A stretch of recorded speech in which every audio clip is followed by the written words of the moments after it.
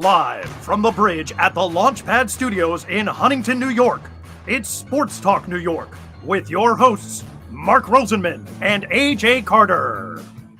Sports Talk New York is sponsored in part by Cardboard Memories, Clearview, Long Island, the law firm of Decolator, Cohen, and DePrisco, the Phoenix Tube Company, PIMS Incorporated, fueling brand performance for 30 years, Prince Associates for all your insurance needs, and Soho Table Hockey. Here are your hosts, Mark and AJ. And good Sunday morning to you, Mark Roseman. AJ Carter with you this Sunday morning. And, just so you know, we're here every Sunday morning. If you're listening to this on another day, you are listening to a replay of the show. So we're happy you're with us. And don't forget, there are many ways you can listen to us. You can listen to us on the internet at 365sports.com or sportstalknylive.com, or you can listen to us on the 365 Sportscast app on your iPhone, your Android, or your Alexa home listening device. So just tell that to play 365 Sports. Right now, it's time for our Major League Baseball report with John Coppinger. It's sponsored by Cardboard Memories, which is one of Long Island's most reputable memorabilia retail stores for over 29 years. The owner of Cardboard Memories, Scott Stamell, is known for his knowledge and savvy of authentic autographs. He's been featured on HBO Real Sports with Brian Gumbel. Cardboard Memories possesses the honesty, integrity one would want and need from a memorabilia source. Cardboard Memories is always buying collections large and small. Let Cardboard Memories run your next charity fundraising auction. Call them to find out how they can help your organization at no cost. Cardboard Memories is located at 6401 Jericho Turnpike, Comac, New York. Visit them on the web at cardboardmemories.com or follow them on Facebook or Instagram. How you doing, Johnny? Excellent. Having a good Sunday morning. Hope you are as well. Yes, we are. Unfortunately, it could be better. I'm really to the point where I'm getting extremely angry. This is just dragging on. I have a feeling that, come tomorrow, there's not going to be agreement, and opening day is going to be delayed. We're going to miss games. And you know what? I think they're really starting to, we say this every single time there's a work stoppage and there's a strike and there's a lockout, that they're alienating fans. The game can't withstand another lockout. But then they go ahead and, they continue to come back and people go and see them. But I think this time, this is really going to do damage to the game, considering where we are as a country right now. What are your thoughts, John? Well, I would agree with you. I mean, in past work stoppages, there hasn't really been the amount of alternative entertainment options out there, whether it be sports or otherwise. And I do think that in past lockouts and strikes, there was wall-to-wall coverage on traditional media outlets about labor stoppages and negotiations and shooting guys going into buildings and going out. And there hasn't been that. I think that the lack of caring about this, because it's in the off season, is going to wind up hurting them. And the one thing I will say, if they don't come to an agreement by tomorrow, Monday night is the night that Monday night at midnight going into Tuesday. It's when the auto renew happens for MLB.TV subscribers. If there's no deal tomorrow, I think you're going to see a lot of people end their subscriptions to MLB.TV, and that's a lot of money out of owners' pockets. And that's something the fans should know, that if they have it, they could end it tomorrow. Tomorrow's the auto renew cancellation deadline. Let me put a little calm into the waters here in terms of what's going on. All the labor negotiations I've seen over the years, not just baseball, not just sports, but everything else. You look at deadlines to force things to happen. You look at what's going on now. They've reached agreement on some of the side issues. They haven't gotten to the core issues, but they've talked about the core issues. They're back again today. They haven't walked out. They've got till tomorrow night. And it's not uncommon for them to, quote, stop the clock. If they make progress tomorrow afternoon, if they say, let's meet through the night, they will stop the clock and get through it. Will they have a settlement by 5 o'clock tomorrow evening? I doubt it. But we'll have a better sense than whether they can have it by 5 a.m. Tuesday morning. You look at this, you look at labor negotiations. The positive here is they've reached some agreement. There's movement on both sides. In previous ones, going back into the one that stopped the World Series in the 90s, they walked out and didn't talk and didn't want to even move. They're in there, they're talking. The principals are in the room, basically in the city. Rob Manfred is there, Tony Clark is there. They're bringing players in. I think if you look what's going on, yeah, there's a deadline. I think they're all aware of what's going on and what the risk that's going to take if they delay the start of the season. And I would not be surprised if they stop the clock and reach an agreement at 3 a.m. Tuesday. Well, it could happen. There was John Heyman tweeted that there was one person involved that said that they were closer than you think, and this flies against what everybody else has said with the negotiations. I keep going back to the fact that on the big issue of competitive balance tax, the owners and the players, but more so the owners, have just not moved on that, and that's a key issue. And I also keep coming back to that. This iteration of both negotiating sides just do not trust each other, and that's why I worry. You could certainly be right, AJ. I wouldn't put it past it, but I don't think any of us have been given any real reason to believe that these guys are going to trust each other enough to make a deal that quick after 3 months of basically stalling. Yeah, let's see where that goes. Quickly before you go, John, there's been talks that the Mets are kicking the tires on Freddie Freeman. Could you see that at all ever happening?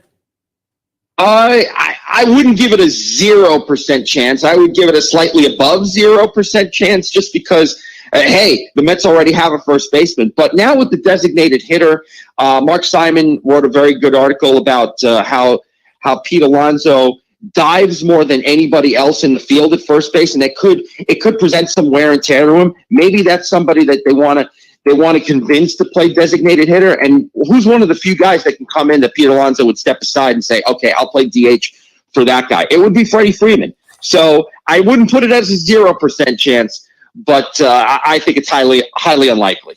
All right, John, we'll speak to you next week, and hopefully we'll have baseball to talk about. John Coppinger heard here each and every week on Sports Talk New York. Quick break on the other side. Lance Pitlick joins us, so keep it tuned right here.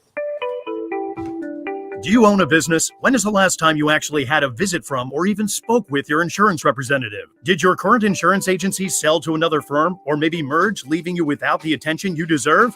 Prince Associates is a provider of commercial insurance nationwide and represents some of the finest insurance carriers in the industry. Prince Associates has been representing commercial clients since 1965, and we continue to grow and offer our personal services in a competitive and ever-changing market. If you want back the insurance relationship you deserve, reach out to us, 516-822-6550. That's area code 516-822-6550. And ask for Leith or Craig, or find us on the web at www.princeins.com. Welcome back to 365 Sportscast Network, Sports Talk New York this Sunday morning.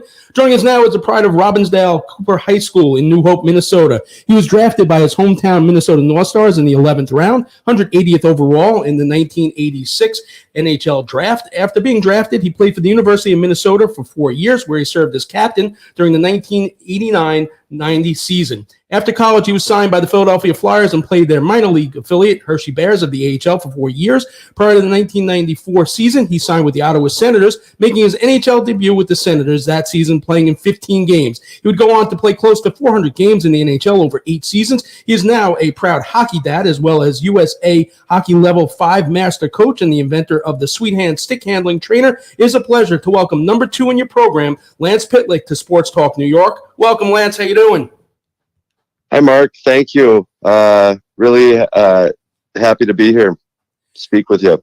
You know, it's interestingly enough that you're actually the second defenseman to come out of Robbinsdale, as Jim Johnson made it to the NHL in 1985. In your junior year, you shared the captaincy with senior Steve Myers for Coach Ken Staples. What are some of the things Coach Staples, as well as Gary Stefano and Steve Schoen, did to make you, as your high school yearbook pointed out, one of the most solid defensemen in the league? You know what? They created a culture, an environment for learning and growth. You know, I think so many coaches can walk the edge of, you know, putting a kid in a tough spot. I mean, adolescence is such an emotional time. So for me, there was this patience, and you had rules where, you know, this is how you play in this zone. But when you get into this zone, I want you to do whatever you feel and react. So, you know, I guess that was one thing. And then the best advice that I ever got was from Ken Staples before I left high school and went to play college. He said, Lance, there's going to be people that are going to ask you for your autograph, and a lot of them are going to be little ones, little guys and girls. Make sure it's legible. You know, there's too many players that you write the chicken scratch and a number, and you don't know.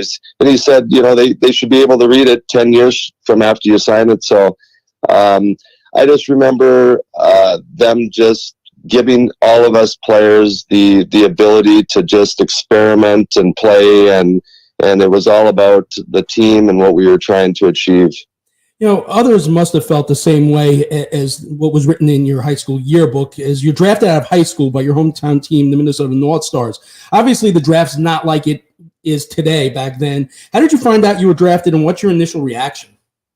I was actually at a high school graduation party. I had a beer in my hand, and one of my friends came up and they must have heard it on the radio or something, but told me that I got drafted. And this is like 4 or 5 hours after it actually happened. So it's a feather in a cap for a player to get recognized like that, but it wasn't celebrated at all. I mean, at that point, I still really didn't have the inkling that I could ever play professional hockey, let alone the NHL. So it was still a pipe dream. You know, it's almost impossible to believe that you get drafted out of high school by the North Stars, but the University of Minnesota was the only school that invited you out for a recruiting trip. What do you remember about that first trip out there? Oh, when you know, again, pro hockey was a pipe dream, and college hockey, I that was something else that I just thought that was for different other people, not me. So it was.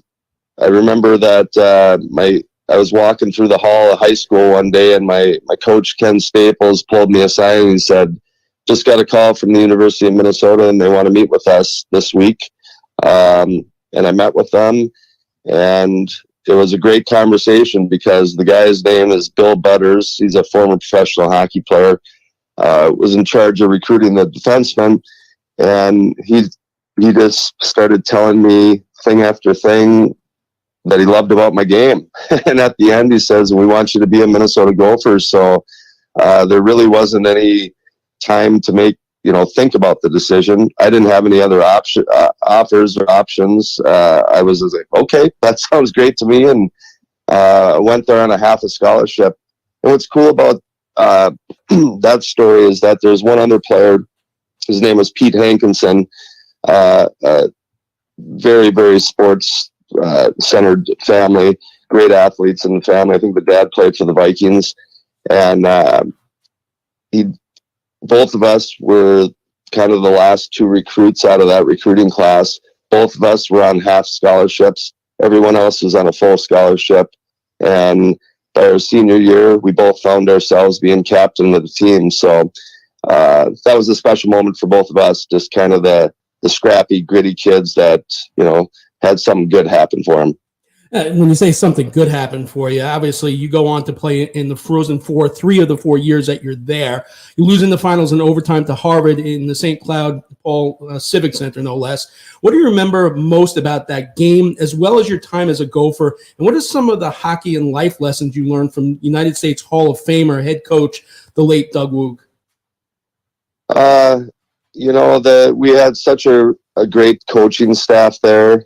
And again, I was lucky. I hope all players have the experiences that I had there, where again they just provided a culture and an environment to grow into the player that you're going to become. I remember when I first went in there, I was just happy to be there, and I didn't play the first 5 or 6 weekends my freshman year. And after the first couple weekends, I was like, okay, I'm just happy to be here. But then I wanted in, and when I got that opportunity, I did okay. I got to play the next day, and ended up playing if I wasn't hurt, I was in the lineup. But we just had such a strong, connected team. Minnesota at that time basically only recruited Minnesotans. I think in the 4 years that I was there, I played with 2 players that weren't from Minnesota, and that was John Blue. He was a goalie, and Steve McSwain. Blue was from California, and Steve McSwain was from Alaska. So, we all grew up kind of with the same childhood, playing on the outdoor rinks and just being rink rats. So it was easy. We all just kind of were pulling on the same rope. And I remember that year that we lost to Harvard, and thank you for bringing up that memory. I haven't thought about that in a while. But that, it was in our hometown, and I apologize for my voice. I'm just getting over a head cold. But I remember in that game, we're in our home barn, and it was a great hockey game. And it came down to one play that determined the game. And it's unfortunate. I just watched the high school girls high school championship game last night, and man, is that game grown. But it was just a fantastic hockey game. I didn't want it to end, and you don't want, it's unfortunate that someone has to lose, but that's the nature of the game, and that's what kind of develops us players. You look at Edmonton back in the Wayne Gretzky days. They took some lumps before they went on that run and winning all those cups. And I think every player attributes, that those experiences, as tough as they are to go through, that's what strengthens you and gets you over that next hump to maybe be a championship team. Unfortunately, in '89, it was Harvard's turn. Your 2 sons, Rem and Rhett, both played at the University of Minnesota. What's it like to go back as a parent watching your 2 sons play for the same exact team that you played for? Oh, it's pretty special. For so many of these players, there's distance between the families. They're going to, private schools, or what do they call them out east? Whatever school. Schools. Prep schools. Yes. Thank you, Mike.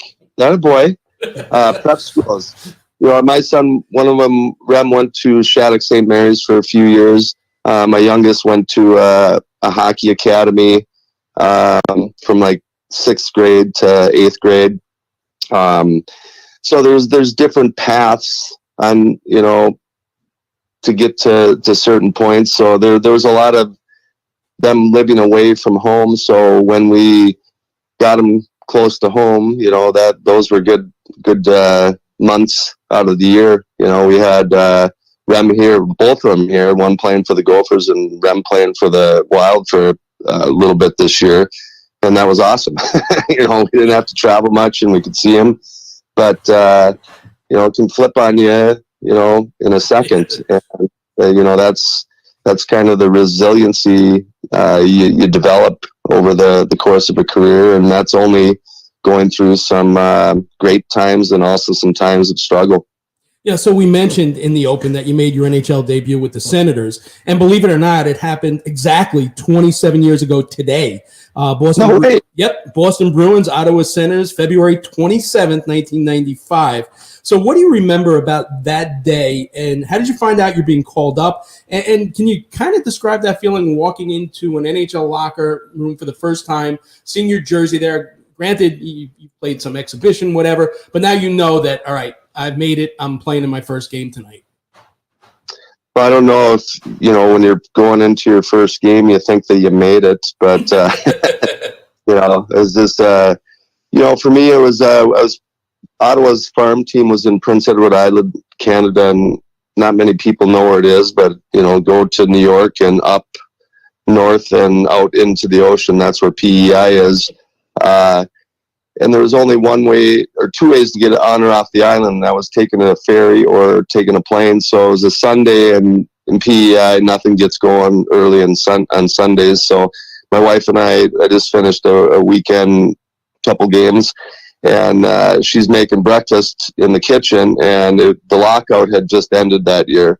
So the NHL was back up and running, and she pokes her head out and says, maybe you should start fighting more, and then you'd get called up. And I just kind of chuckled, and I'm like, nope, if I can't make it playing how I play, then it's not going to happen. And I kid you not, 2 hours later, get a call from the head coach down there, and he says, you're getting called up. Get to the rink as quick as you can. Your flight leaves in 2 hours. So it was scramble mode, and went to the rink, got my stuff, went to the airport, and all of a sudden there was a moment where my wife and I were there, and she's like, well, what should I do? And I'm like, I don't know. So I just said, I guess let me get up there and see what happens, get the lay of the land, and maybe you can come out in a couple days. So I flew there, got to the hotel, ordered some room service, called her up, and usually she's pretty chatty, but she wasn't. She's like, well, have a great night and bye-bye. So I would find out the next day what happened is that, I try to get to the rink 3 hours before the game. So she knows my schedule. So it's getting close to 4 o'clock. I'm getting ready to head out. And all of a sudden I have a knock on the door, and I open it up, and it's my wife. And I go, what the heck are you doing here? And she says, my first game too, and I'm not going to miss it. So that's so cool. She wasn't chatty because she had to catch the last ferry off the island. Didn't want me to worry, and she drove through the night, through snowstorms, and to get there. And she crawled in the bed for a quick nap, and I went to the game, and we met up after. And I don't remember much about the game. I do remember it was Boston. I think I did try to exit the zone with a chip off the glass. I turned it over, and I think they scored, and we lost. But my coach came up to me after, and he says, would you make a different play? And I'm like, yeah, I would have got it out. And he's like, okay, do that tomorrow. And so that was my first game. It was a special one, and I always am grateful that I had that opportunity, because when I did turn pro, my number one objective was just to play one NHL game and to get a hockey card, and both of those things happened. And you also got a goal, your first NHL goal. I was actually in the building that night, Ottawa Senators at the New York Rangers, December 26, 1995, against a pretty good goaltender. What do you remember about your first NHL goal? Wow. You were actually there, Mark? Yeah, yes, I was. Holy cow. I remember that being a pretty special moment. I mean, you think of the New York Rangers, you think of Montreal. I mean, these are just historic places for hockey, and to be able to pop my first goal there was pretty cool. I believe it was a shot from the point. It ricocheted off at least 5 or 6 people on the way there, and I think of their players, and somehow I got credited for it. But points were never a big thing on my to-do list. I didn't care. I didn't go into games thinking I was going to score or hoping I was going to score. It was more of just how am I going to disrupt some of these other players that want to score goals and get them off of their games. So it was a nice recognition again. I can count almost all the goals that I scored on all my hands and my fingers and toes. There wasn't many of them, but there were some special ones, and that definitely was one. So I have to imagine the first year Ottawa made the playoffs with that huge run at the end of the season has to be one of those great hockey memories. Looking back at your career, what's your favorite NHL memory? My favorite memory was probably the night my son was born, Rem. My first, you go through your first birth of your child. So we were in Buffalo, and I get a knock on the door like at 5 in the morning, 4 in the morning. It's my trainer, and he says, your wife's in labor and you got to go. And I couldn't get a flight out of Buffalo to Ottawa, so I ended up having to take a taxi from Buffalo to Toronto and then catch the first flight back to Ottawa. So, I scrambling, I get there, and as I'm taking a cab to the hospital, I'm just thinking from what I see in TV that, there's going to be doctors rushing you in, getting you all gowned up, and I just get into the delivery room right in time for the baby to arrive. But that didn't happen. I got there, my wife, she's eating Jell-O and watching a show, and it's just a delay. So I don't know, 5 or 6 hours after, I went down to get something to eat, and I came back and I passed the waiting room, and the game was on, Ottawa and Buffalo. So I kind of slid into there and trying to be quiet and see if no one would notice. And we were that was that, like you said, that the first year that we made the playoffs, and we went on a really crazy run at the end of the season where we just were beating everyone, and it was realistic that we could maybe get into the playoffs this year. So I was interested. I was rooting for my teammates. So I don't know, I'm watching 10 or 15 minutes, and a nurse came in and she said, "Lance, it's time." And I actually looked at her and I said, "There's like 3 minutes left. I'll be there in a minute." And she went over to the TV and she turned it off and she said, "Lance, it's time." And that's what became real. So went there, and the baby was delivered. Rem was there and hung out with them late into the wee hours in the morning. And I went home. We played Washington the next day, and so I didn't know if I'd be playing or not. So I went home, got some sleep, and went to the rink. And our coach Jacques Martin brought me into his office and congratulated me. And he goes, "You're playing tonight." I was like, "What?" He's like, "Yeah, you're playing." All right. So I, got energized. But when I went home after pregame nap, I collapsed and had a great nap, and ended up that night, we played Washington, and somehow I scored a goal and got an assist and became the first star of the game. So that was a special night because, somehow, some way, coach had some intuition, but my teammates and everyone rallied around me, and I was the star that night for some reason. It was pretty cool. So this past week, Zdeno Chara played in the most games of any NHL defenseman in the game's history. You played against him. Your son played against him. Having played that position, how big of an accomplishment is it to have played 1,653 games in the NHL? I don't think the guy's human. I don't know how you do it. I mean, it is such an accomplishment, and I started a podcast early January. It's called the Hockey Journey Podcast, and the first 4 episodes that are on there are my hockey journey as a player. And after you retire and you have kids, and I got into coached for 17 years. You forget.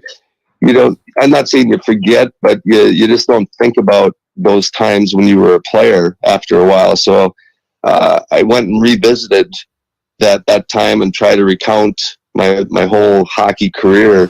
And it took me 3 months to write the script, to go back and to remember all those things. And what was interesting is that, I've only played 393 games, not anywhere close to what he has, but there are very few memories that have to do with anything playing the game, like a shift or anything like that. The most memories that I had were, being on the plane, being on the bus, being in the locker room with the boys. It's the people that intersect in your life wherever you're playing. So, I know that he's got a lot more memories to have to sift through than I did. It was a great exercise, and I hope someday that he can go back and do the same thing. But know that whatever any of the NHL players have done is pretty significant. But for what he has achieved, it's amazing because of the physicality that he has to play every game, and to be able to stay healthy enough to accomplish that is absolutely amazing. You know, it's interesting because I had the chance to speak to Rem last Sunday after his amazing shootout goal against the Islanders. And I asked him, you know, what it's like to play for Marty St. Louis. And he had mentioned that he had listened to a lot of, you know, Marty's podcasts. And you also mentioned your podcast. And what Rem also said was that, you know, what he likes about Marty is the fact that Marty kind of preaches to believe in your instincts. And, you know, then I asked Marty about it, and Marty said that, you know, all the players that are in the NHL got there because they saw the game better than everyone at the other levels, and he hates to take that away from them. So I'm just wondering, you know, you mentioned your podcast, you know, Rem mentioned listening to podcasts.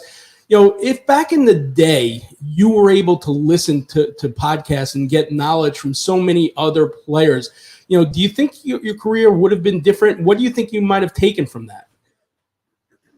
You know what? I think it would have been easier. I mean, today it's never been easier to access information, and podcasts are something that a lot of people resonate with. You know, when you're driving in your car, and you know, if you're chasing something, to be able to tap into someone else's journey, because once someone makes it, they're willing to share everything. You know, I'm here and I'm going to try to help people now. So I think that's a huge part. I do wish. I mean, I read a lot in college and my professional career, but now that's kind of the thing. And you know, that's what I'm doing right now with my podcast, is to share other people's journey, that hopefully kids, both boys and girls, that you know are aspiring to achieve something similar, can they get some information on maybe how to improve their process on being, you know, a professional. Because that's how you got to look at it. I mean, if you're chasing something significant, I mean, there's a definite process, and you have to act as a professional. But it's fun because people are so giving, and you know, for me, hearing all these people's stories, what's consistent is that it's never easy. You know, not one person has ever had, you know, jump on the surfboard and just ride the wave. It's you know, you're falling off, you're getting back on,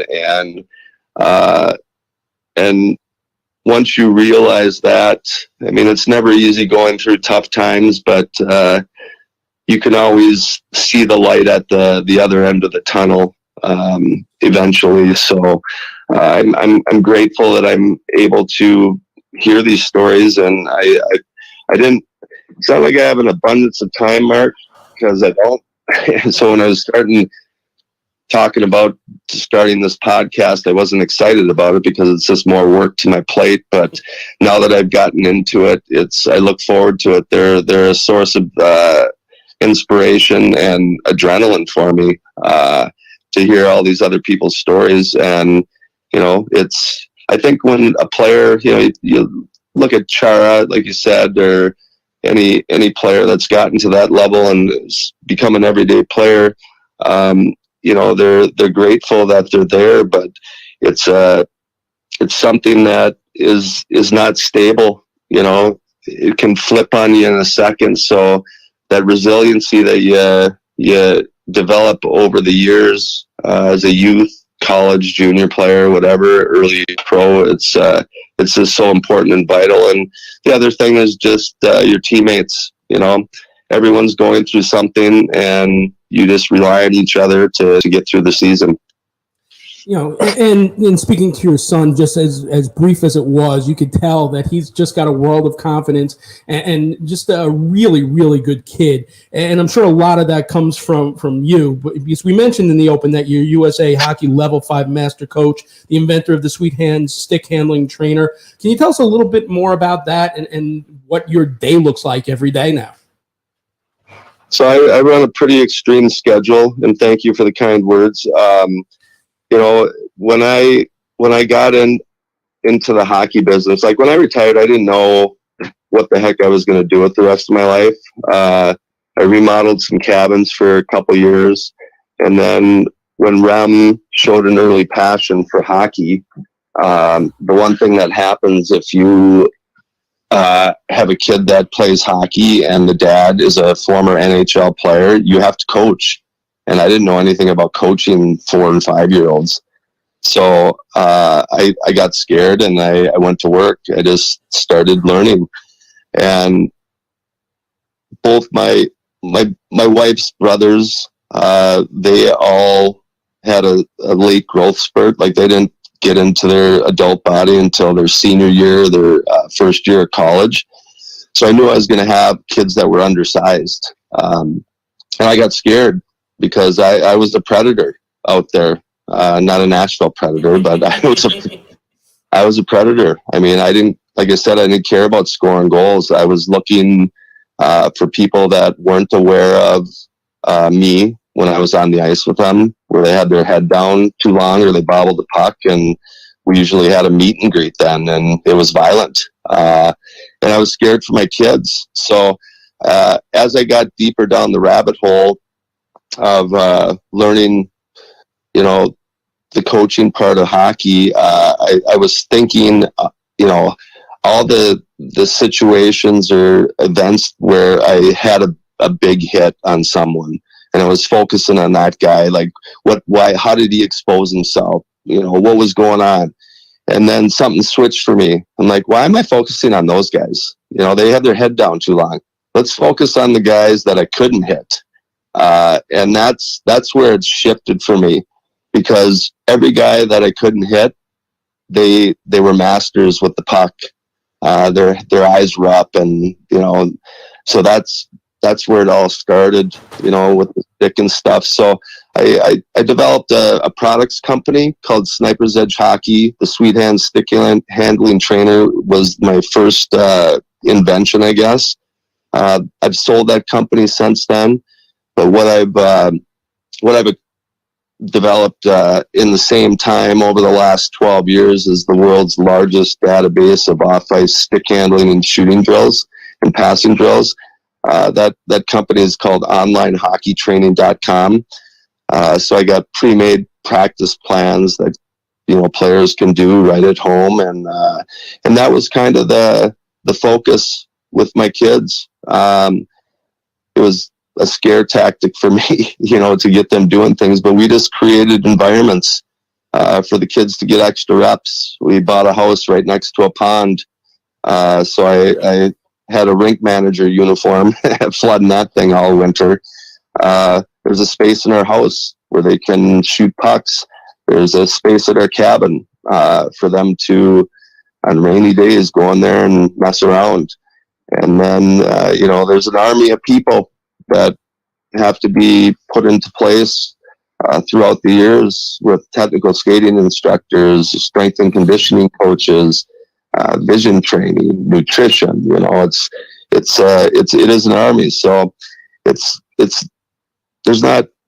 didn't wake up saying I'm going to try to help my kids, or my kids are going to play in the NHL or going to play Division I. It was about them having a passion and mom and dad just trying to feed that passion and to see what happens. And they've invested a lot of time, both of my boys, and they've gotten rewarded with the levels that they've been able to play at so far. Awesome, Lance. Thanks so much for your time today. Where's the best place for people to catch up with you on social media?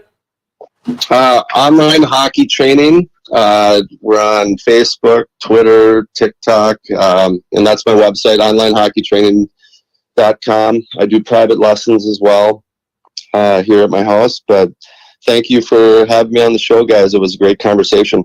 It was a pleasure for me because, when I walked into the scrum and I realized, oh, man, I'm old, because I remember when his dad played in the league, and here I am with his son. But really look forward to watching your son play a lot more. The move he made in that shootout was just spectacular, and I always love watching you play. And it's a pleasure that the Pitlick family continues to play and thrive in the NHL. So thanks so much. All right. You guys have a great day, and I appreciate you having me on the show. You got it, Lance Pitlick, former NHL defenseman. We'll be back with more hockey. Russ Cohn on the Soho Table Hockey Report right after this. The Phoenix Tube Company Incorporated is among the country's leading manufacturers of structural ornamental stainless steel tubing, rectangles, squares, and processed flat bars. The company takes pride in its everyday commitment to quality and customer service. The philosophy of the company has been and continues to be to support the growth of the stainless tube market through distribution and service centers throughout the country. Ornamental and structural stainless steel tubing is used for a wide variety of aesthetic and mechanical products where superior finish and corrosion resistance are required.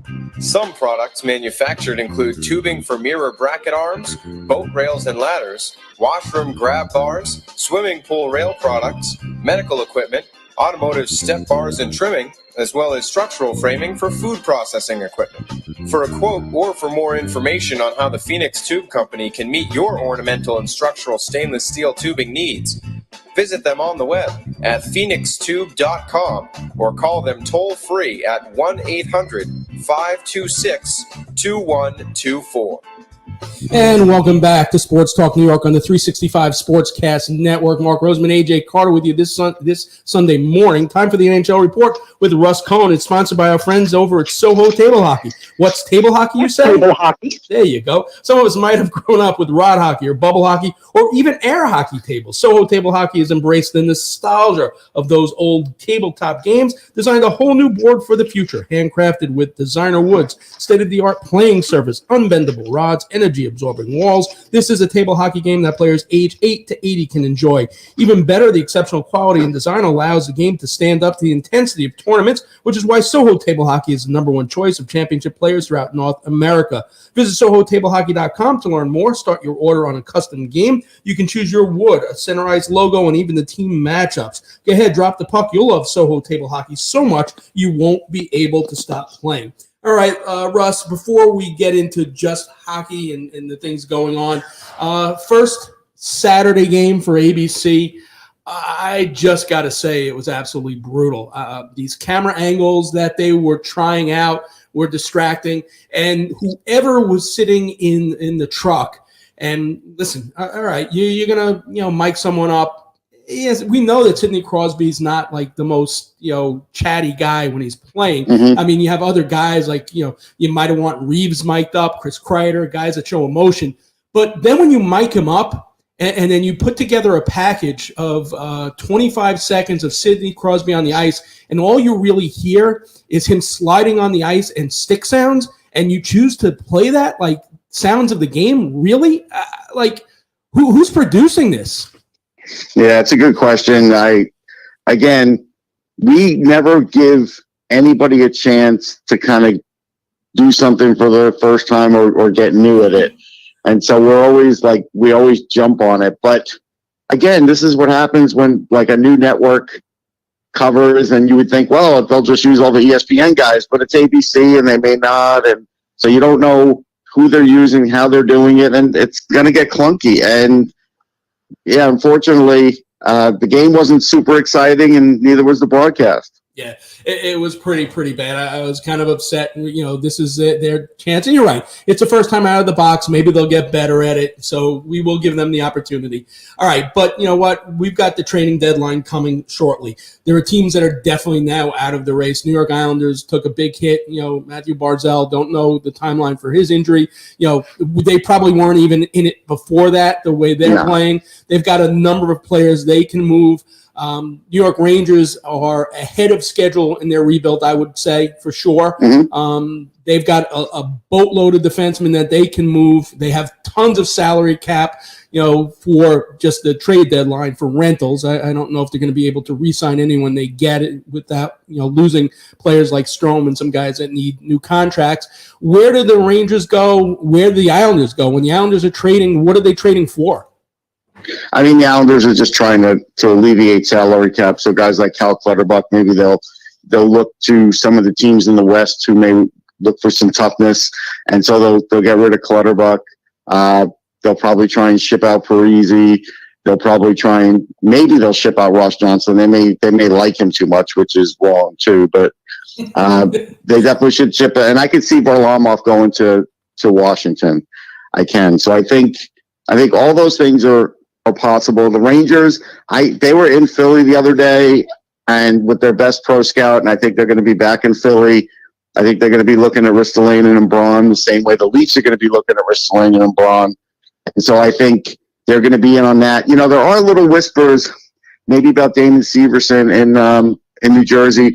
There's been an up and down relationship there, although I feel like it's gotten better, but I think he's got a year left to term, another really good right-handed shot defenseman. So if he were to get on the market, that's big. And I still think the Rangers want Ben Sherratt over anything, and I know Gorton's probably going to try and get Kravtsov out of it, and I still think that's the most likely for them. And maybe Hurdle, too.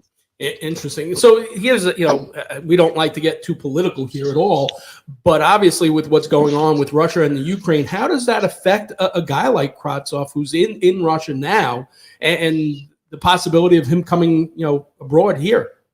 I think they'll let him go. I don't think they're in a spot right now where they would restrict travel. It doesn't mean that won't happen in a couple of months, but I think right now at the end of a season, he'd be able to get out. But can I say that for sure? No.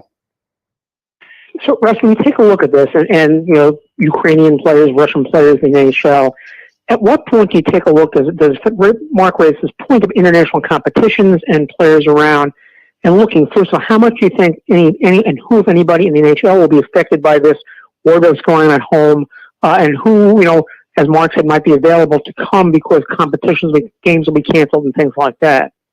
Yeah, I don't know if they're going to cancel any of the KHL games, but, a guy like Kravtsov would be front and center. I can't think of too many more that all of a sudden would be coming over that, may even get dealt.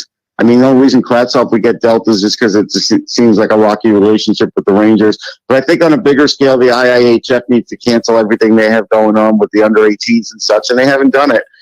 World Championships will be affected. I think those things are the things that will really be affected. And lastly, before we let you go, I know that, I believe it was Andrew Gross actually asked Coach Trotz about Varlamov and Sorokin, if they had any thoughts on it. And he said, they kind of don't really talk politics in the locker room. They're more of a family. But the time's going to come when players are going to start being asked. A lot of the Russian players, Ovechkin, front and center, they're going to be starting to be asked about this. And how do you think the NHL is going to handle that? And, players on an individual basis, all of a sudden now in post-game strums are going to be starting to talk about politics of their homeland country. Yeah, Ovechkin did a practice in Philly the other day, and, he said it's tough, and he didn't give any kind of pro-Putin stance, and then we know what KINER'S stance is. He put it out there again. I don't think there's anything the league can do. They could recommend, and so could the teams, but at the end of the day, if the players want to talk about it, they're going to talk about it, because otherwise they'll go to social media. Yeah. All right, Russ, thanks. So, Russ, by the way, congratulations on the Who's Who article. Loved it.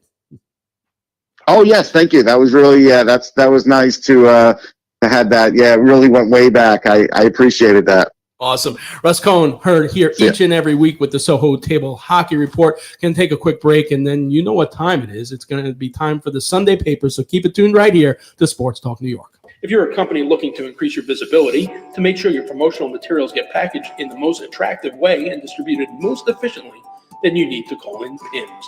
Whether you're launching a new product and need to assemble customized influencer packages or looking for a more efficient way to manage your inventory and collateral, PIMS involvement helps maximize the impact of your brand's performance. For more than 30 years, PIMS has been helping companies get their message out to the right people, offering personalized distribution services and full-scale inventory management solutions. PIMS works its magic on 3 continents, backed by 350,000 square feet of warehouse space. If you're looking for experience, PIMS is it.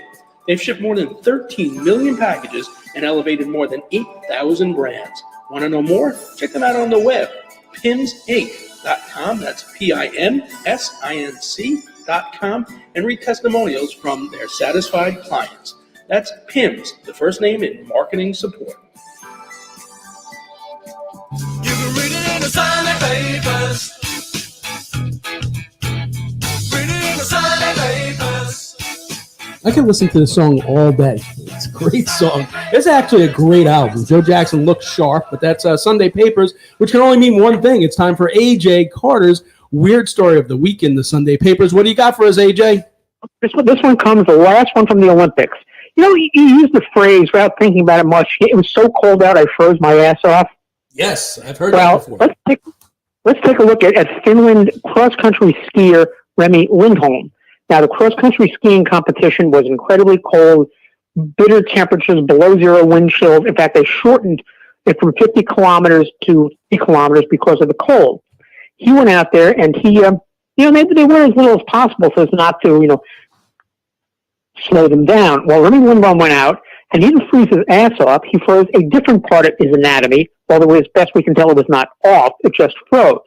Yes, his male member froze while he was cross-country skiing, and he noticed he got back and spent an hour and a half with hot compresses to get things back to life, shall we say.